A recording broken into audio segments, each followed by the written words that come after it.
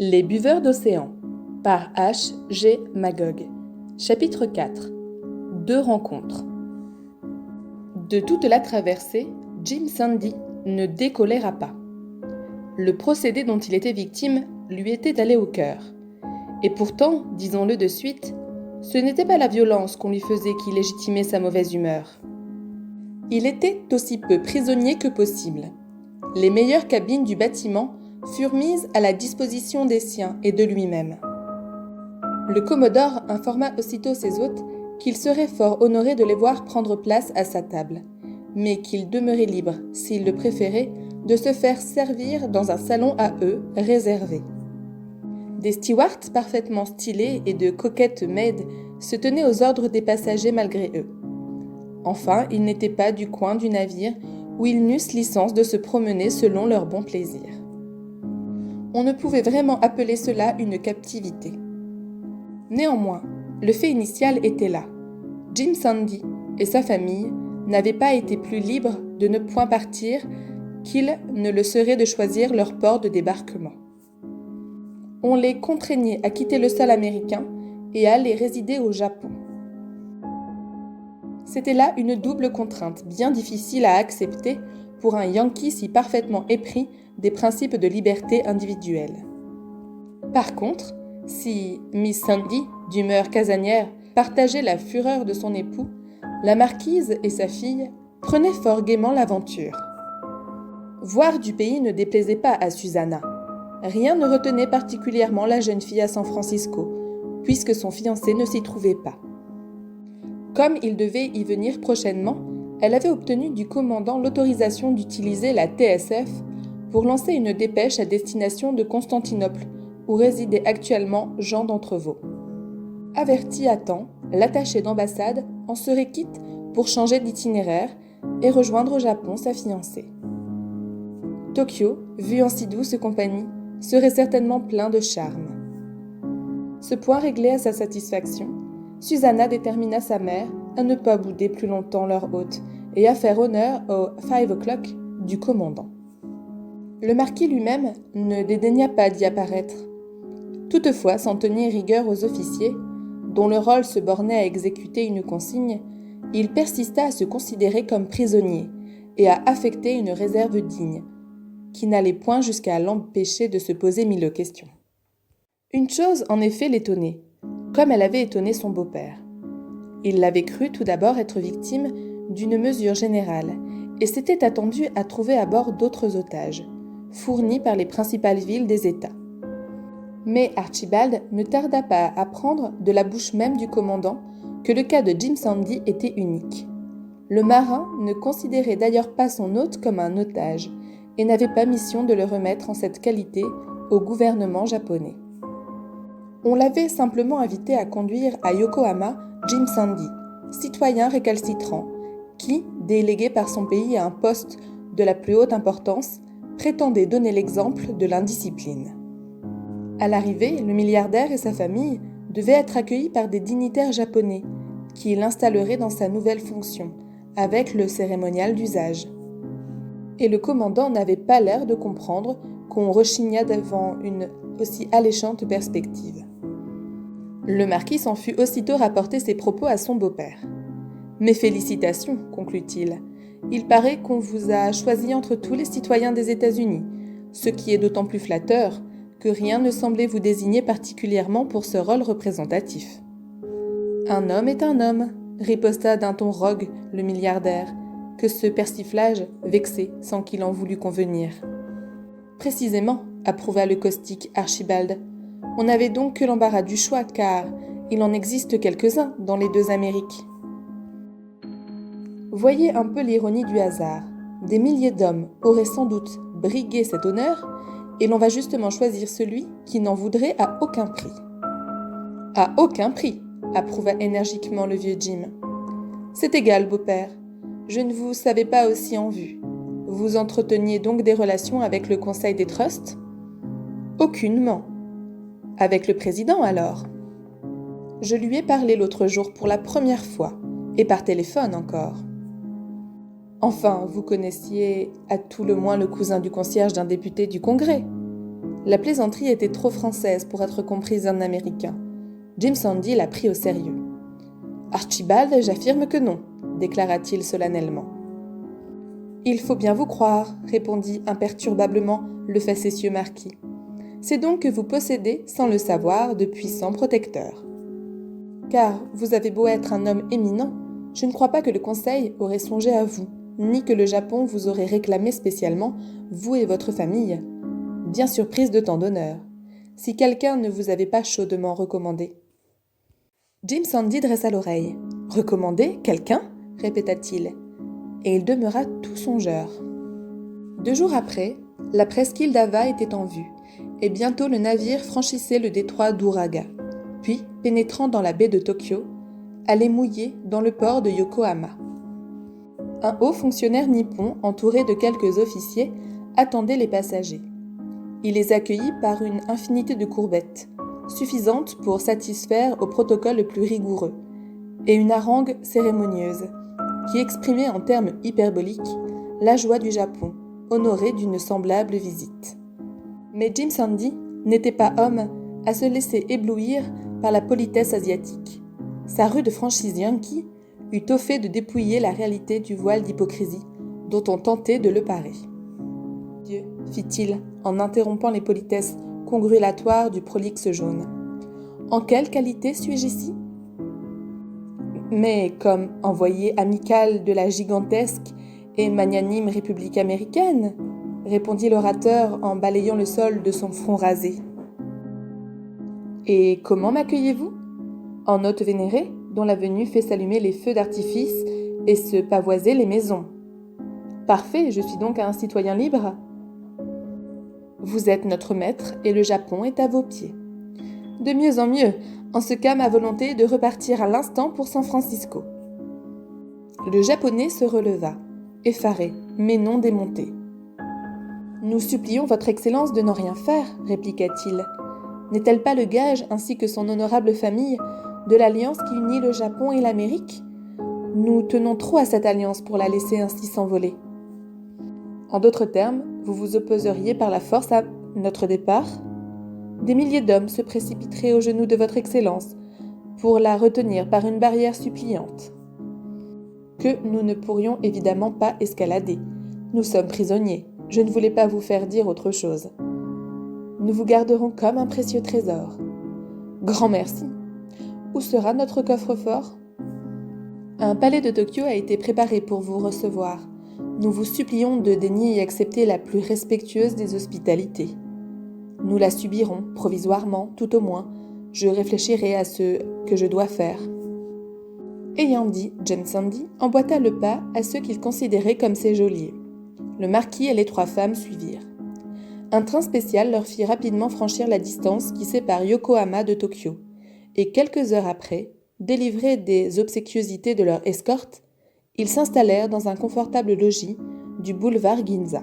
« On pourrait fort bien ne pas se croire au Japon », remarqua le marquis, en constatant l'aspect presque européen de cette voie des plus modernes. Mais Jim Sandy ne se déridait pas. Il examinait sans bienveillance la domesticité japonaise, mise à la disposition de sa famille. 6 Nippons, vêtus à l'européenne, formaient une escouade inquiétante. Ils avaient bien plutôt l'air de gardiens et d'espions que de valets de chambre. 2 servantes au sourire énigmatique et aux yeux fureteurs les complétaient. Elles semblaient d'ailleurs exercer sur les hommes une autorité mystérieuse. Et cette autorité leur avait été inégalement répartie. Car la jeune Sada, une gracieuse nippone aux yeux langoureux, obéissait visiblement à la grincheuse Miyaya, beauté plus douteuse et plus mûre. Dès ses premières sorties, Jim Sandy, aussi bien que son gendre, ne tardèrent pas à se rendre compte qu'ils étaient invariablement suivis par 2 des serviteurs. La même surveillance s'attachait au pas des 3 femmes. À part cet espionnage, rien n'entravait leur liberté, et ils avaient licence d'aller et venir comme bon leur semblait. Ces constatations n'étaient pas faites pour éclairer l'énigme de leur séjour, car il était devenu clair dès le lendemain de leur arrivée que l'unique obligation de la fonction de Jim Sandy consistait à résider. Un incident ne tarda pas à aggraver les soupçons qui hantaient le cerveau du vieil Américain. Il se promenait un jour en compagnie de son gendre, non point paisiblement, mais rageusement, indifférent aux beautés de Tokyo, en homme dont la rancune s'exaspère aussi bien des agréments que des inconvénients de sa prison. Entre les deux promeneurs, la conversation languissait, et le marquis ne s'aventurait pas à troubler le mutisme farouche de son beau-père.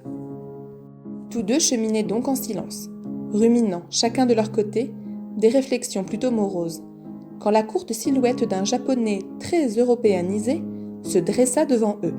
« Ravi de vous rencontrer dans mon pays, messieurs, et de pouvoir vous y souhaiter la bienvenue. » La voix était légèrement radieuse et l'attitude presque provocante.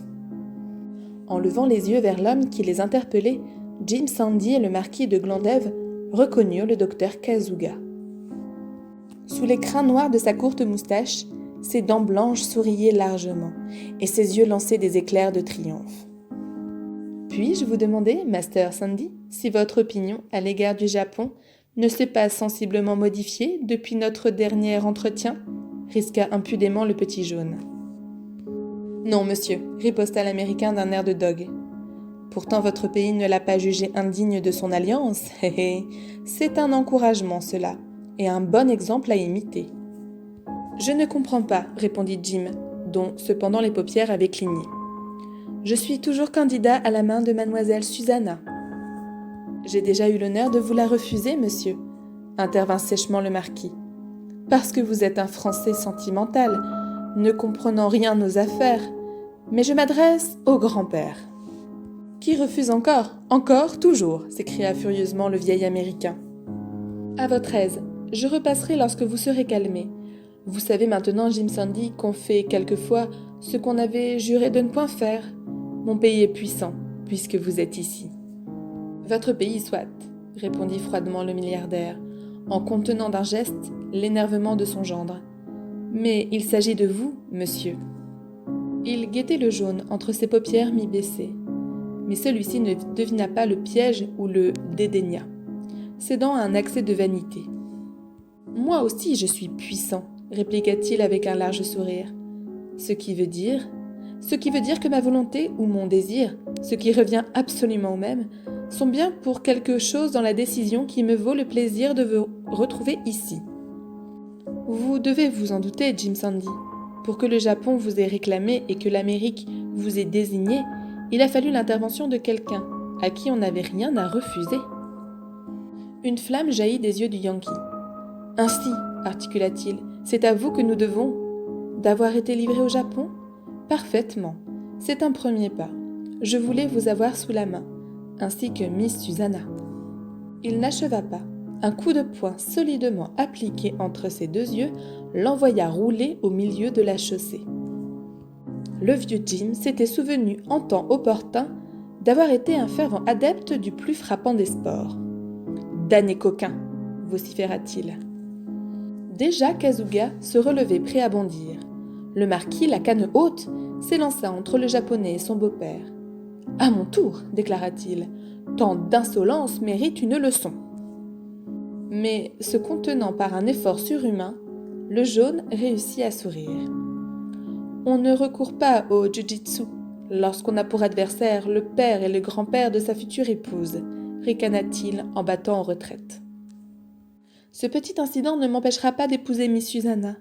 Vous apprendrez à connaître votre maître. Au revoir, beau-père. » Fous de rage, le vieux Jim et le marquis de Glandève voulurent se précipiter sur le petit homme, mais il leur glissa entre les doigts et s'enfuit. « Poursuivez-le » cria le milliardaire exaspéré. « Par Jonathan, mon ancêtre, je veux lui faire avouer qu'il a, pour nous amener ici, dû faire un pacte avec le diable. » Monsieur de Glandève n'avait pas besoin de cet encouragement. Déjà, il était sur les traces du fuyard. Mais Kasuga avait de l'avance et possédait plus d'agilité que le père de Susanna. Il atteignit le coin d'une rue et disparut. Comme il tournait pareillement, il se heurta contre deux promeneurs et faillit choir. Heureusement pour sa dignité, une poigne solide le remit d'aplomb, tandis qu'une voix jeune et joyeuse s'exclamait. « En croirais-je mes yeux ? Le marquis de Glandève, à Tokyo. »« Jean d'Entrevaux !» cria à son tour Archibald, en dévisageant son interlocuteur. « Mon cher enfant, c'est le ciel qui vous envoie. Mais laissez-moi poursuivre ce faquin. Un petit homme citron qui a failli nous écraser au passage? Le voici là-bas, qui s'époumonne à courir. Permettez-moi de tenter de le rejoindre. J'ai un compte à régler avec lui, et je vous expliquerai lequel. Je vous en prie, mon cher marquis, ne vous mettez pas hors d'haleine. Si vous tenez à votre japonais, mon domestique ira vous le chercher. » Et sans attendre la réponse, Jean d'Entreveau fit un signe au long gaillard mélancolique qui l'accompagnait. « Tu as entendu, Guilleudou? Cours et rapporte. » L'interpellé secoua la tête d'un air lamentable. « Je vais essayer, mais monsieur sait bien que j'ai la guigne, » déclara-t-il. En même temps, ouvrant l'immense compas de ses jambes, il partit à une vitesse telle que le salut de Kasuga devint aussitôt tout à fait improbable. « Guilleudou est neurasthénique, » expliqua le jeune homme. « Il se croit persécuté par le sort. Excellent garçon, demeurant, dévoué et débrouillard, et qui se mettrait au feu pour moi. » Une perle, mon ami. Et quoi qu'on en dise, elles sont rares au Japon. Mais par quel hasard? J'allais vous le demander, mon cher beau-père. Vous n'avez donc pas reçu le cablogramme de ma fille? Non, il y a 3 semaines que j'ai quitté Constantinople, expédié ici pour une mission tellement secrète que j'ignore moi-même en quoi elle consiste. Nous ne sommes guère plus au courant des motifs de notre présence. Vous? Est-ce que mademoiselle Susanna serait ici? Susanna et toute la famille, mon cher Jean. Votre fiancée va être bien heureuse. Moins que moi, marquis. Mais expliquez-moi donc les bizarres circonstances de notre rencontre. Que vous avez fait ce japonais? Ce drôle, il m'avait demandé la main de Susanna. Et comme cela va sans dire, j'avais répondu par un refus, il m'a menacé de l'épouser malgré moi. Oh oh, fit Jean d'Entreveau, en fronçant les sourcils. Si j'avais soupçonné ces détails, je n'aurais pas chargé Guilleudou de cette poursuite. J'y serais allé moi-même. C'eût été d'autant plus sage que votre chasseur revient bredouille, si j'en crois sa mine piteuse et ses mains vides. En effet, le long valet de chambre du jeune attaché d'ambassade reparaissait et s'approchait en poussant des soupirs à fendre l'âme. « Je l'avais bien dit, gémit-il, mon gibier s'est éclipsé sans que je puisse dire par où il a passé. C'est fâcheux, murmura le marquis, soudain rembruni. Prenez-en votre parti, conseilla philosophiquement le jeune homme. Qu'importe les menaces d'un drôle, aussi prompt à jouer des jambes. S'il ose reparaître, je lui tirerai les oreilles, voilà tout. Le marquis de Glandève ne parut pas convaincu. Vous en jugerez différemment lorsque je vous aurai mis au courant, répliqua-t-il. Si nous sommes au Japon, et contre notre gré, sachez-le, c'est aux machinations de ce petit jaune que nous le devons. Que me dites-vous là? Voici le grand-père de Susanna, qui va vous confirmer mes paroles. Master Sandy, reconnaissez-vous notre ami Jean, le fiancé de ma fille, que vous avez vous-même agréé? Les yeux de l'Américain s'illuminèrent. Stupéfiant, proclama-t-il. Jeune homme, je suis ravi de vous voir. Vous ne pouviez arriver plus à propos. N'admirez-vous pas ce hasard? Insista le marquis. Jean est envoyé au Japon à l'époque où nous-mêmes sommes contraints d'y venir. Et je me heurte à lui au moment où cet insolent japonais m'échappe. Cet incident n'a plus aucune importance, répliqua Jim Sandy, dont la physionomie reflétait une intense satisfaction. Je pense qu'il va nous être facile de nous moquer de lui. Oubliez-vous ces menaces? Elles seront désormais inutiles. Je le souhaite, mais voulez-vous me dire ce qui les rendra telles? Une idée qui me vient et que nous allons mettre sans tarder à exécution. Puisque le fiancé de Susanna est ici, célébrons le mariage. Bravo, s'écria Jean d'Entreveau, enthousiasmé. Voici ce que j'appelle une bonne idée. Je suis également de cet avis, approuva le marquis, songeur. Mais tenons ce projet secret. Je me défie du japonais. Qu'il aille au diable, s'écria impétueusement Jim Sandy. Je le ferai échec et mat. Et pour le narguer davantage, je vais donner une fête à l'occasion du mariage, oui, une fête dans sa demeure qu'on nous a assignée comme prison. Puisqu'il en est ainsi, mon cher Jean, venez donc faire votre cour et mettre votre fiancé au courant. Nous vous demanderons aussi de nous laisser votre domestique, ne serait-ce que pour pouvoir correspondre avec vous en toute sécurité. Prenez, Guilleudou, acquiesça Jean d'Entreveau. Tu entends, Guilledou? À compter de cet instant, tu es au service du marquis.